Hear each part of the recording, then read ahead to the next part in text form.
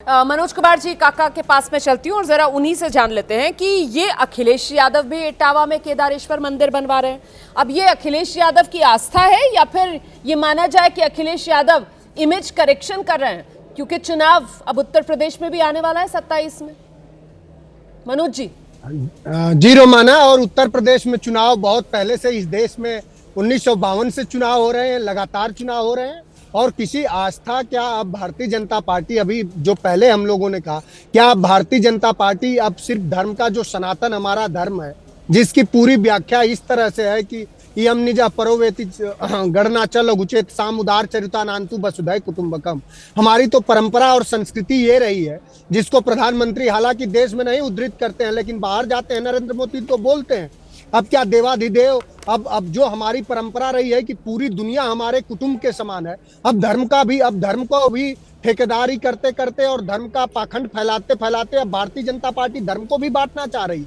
क्या देवाधिदेव भोलेनाथ सिर्फ भारतीय जनता पार्टी के होकर के रह गए? अब भगवान को आप क्यों इतना संकीर्ण बना रही है बीजेपी, और देश के प्रधानमंत्री जी क्यों बना रहे हैं? हाँ, सोमनाथ मंदिर का इतिहास कितने हजारों साल पुराना है, और बीजेपी का इतिहास कितने साल पुराना है? बीजेपी का इतिहास वहीं से शुरू होता है।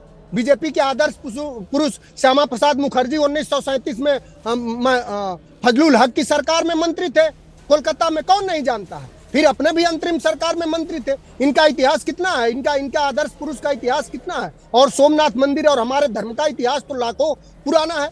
और हमारा धर्म तो ये कहता है कि आपको डर लग रहा है क्या मनोज जी कि कहीं शिव जी को लेकर भी बीजेपी अपना कब्जा न जमा ले? ये डर लग रहा है। इसी वजह से आज जब प्रधानमंत्री नरेंद्र मोदी सोमनाथ में है तो अखिलेश यादव की तरफ से इटावा केदारेश्वर की तस्वीरें सोशल मीडिया पर साझा की जाती हैं। रोमाना जी, आपको माननीय राष्ट्रीय अध्यक्ष जी के हैंडल का और उनके विचारों का ठीक से अध्ययन करना चाहिए। इससे अनेकों बार पहले भी उन्होंने लगातार, जब से केदारेश्वर महादेव देवाधिदेव का मंदिर बन रहा है, और मंदिर का निर्माण ऐसे नहीं होता है, उन्होंने ठीक लिखा है। हमारे धर्म में भी ये लिखा है कि हम में तुम में खड़क खम में घट घट व्यापी राम है। लेकिन राम के नाम पर धंधा करने वाले मर्यादा पुरुषोत्तम भगवान राम के 2 करोड़ के चंदे, 2 करोड़ के जमीन को तुरंत 24 करोड़ में बेच देने वाली बीजेपी, वहीं कुंभ में हमारा जो सबसे जो बड़ी हमारी परंपरा है स्नान की, उसमें हजारों लोग, सैकड़ों लोग मर गए, और नरेंद्र योगी आदित्यनाथ जी ने उस सच को, लोगों के मौत के सच तक को न स्वीकारा। वो धर्म का संवाहक कैसे हो सकता है? वो भी सनातन का। में राम तो है, लेकिन प्रभु श्री राम का अयोध्या में दिव्य भव्य मंदिर बना, और आज तक वहां पर अखिलेश यादव शायद नहीं गए। अगर मैं गलत हूं तो मुझे बताइए। अखिलेश यादव गए वहां पर आज तक अयोध्या में श्री राम मंदिर? तो फिर आप वही कह रही हैं, देवाधिदेव का मंदिर का दर्शन करने के बाद अयोध्या भी जाएंगे, वो भी आप दिखाएंगे, और वो रोज उनके हृदय में राम है। राम की जो व्याख्या है वो हमारे हृदय से है, कण कण के है। राम को कोई संकीर्णता, भगवान सिर्फ मंदिर में ही थोड़ी रहता। भगवान तो हमारे आपके विचारों में भी सबसे ज्यादा संवाहक हमारे विचारों में रहते हैं।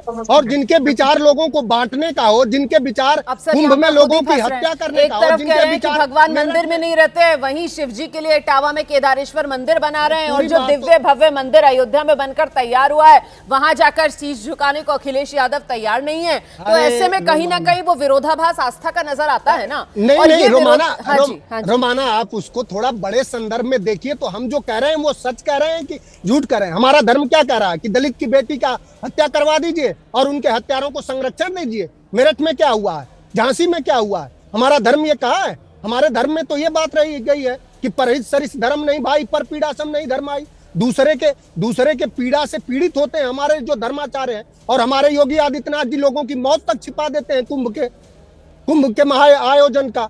बेटियों के पीड़ा से मरमाहत नहीं होते हैं। पूछिए मेरठ में जिस बेटी की जान गई है उसको संरक्षण देने वाले लोग कौन है? झांसी में एक बेटी की हत्या करी गई है, उसको चंदौली में एक बेटी की हत्या करी गई। पूरे देश में, उत्तर प्रदेश में तो खास कर ना। आपसे सवाल पूछ रही हूँ समाजवादी पार्टी की आस्था के विरोधाभास को लेकर, समाजवादी तब आप बचने के लिए जो है वो आप समसामयिक मुद्दे जो है उसको यहाँ पर गिनाने लगते हैं। मुद्दा आस्था का है, और मुद्दा आज नेताओं की आस्था का है, और नेताओं की आस्था को लेकर ये सारा जोश और उबाल जब चुनाव नजदीक आते हैं तभी क्यों दिखाई पड़ता है? ये मेरा मुद्दा है। मैं मलुक नागर जी का जरा रुख करती हूँ। अरे सर, आप ही के साथ लगातार थोड़ी बहस करूंगी, दोबारा आऊंगी, थोड़ा इंतजार कीजिए। मलुक नागर जी को लेकर आइए स्क्रीन पर। मलुक नागर जी, मैं आपसे जानना चाहती हूँ, ये भक्ति से ही सत्ता मिलती है क्या? इसीलिए सब भक्ति में चूर नजर आते हैं जब चुनाव की दस्तक होती है। तो मलूक नागर जी। रमाना जी, बात यह है कि अब से पहले जब चुनाव होते थे तो चुनाव के समय में सो कॉल्ड इंडिया गठबंधन की सबसे बड़ी पार्टी कांग्रेस और कांग्रेस के नेता उस समय मंदिरों में जाकर के और यज्ञोपवीत पहनते थे, और कहीं पे कोई बात आती थी मुद्दों की और धर्म के आधार पर, चाहे सिख हो, चाहे जैन हो, चाहे सिख ईसाई हो, चाहे मुस्लिम हो, चाहे हिंदू हो, अगर कहीं मुसलमानों की बात आती है तो संविधान के अनुसार हम आगे खड़े हैं।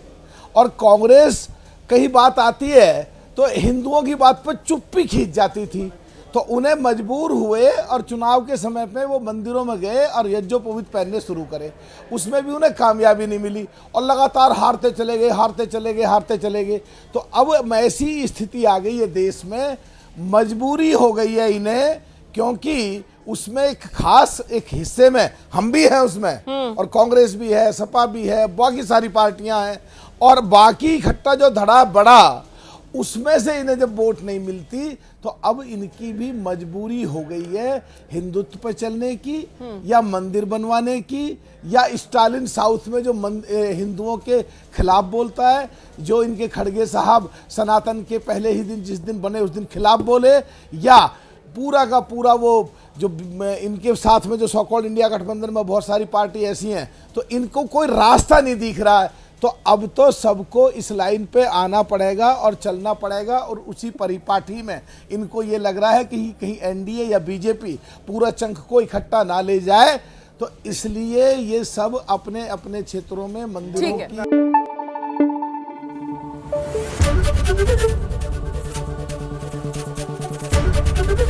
एबीपी न्यूज आपको रखे आगे।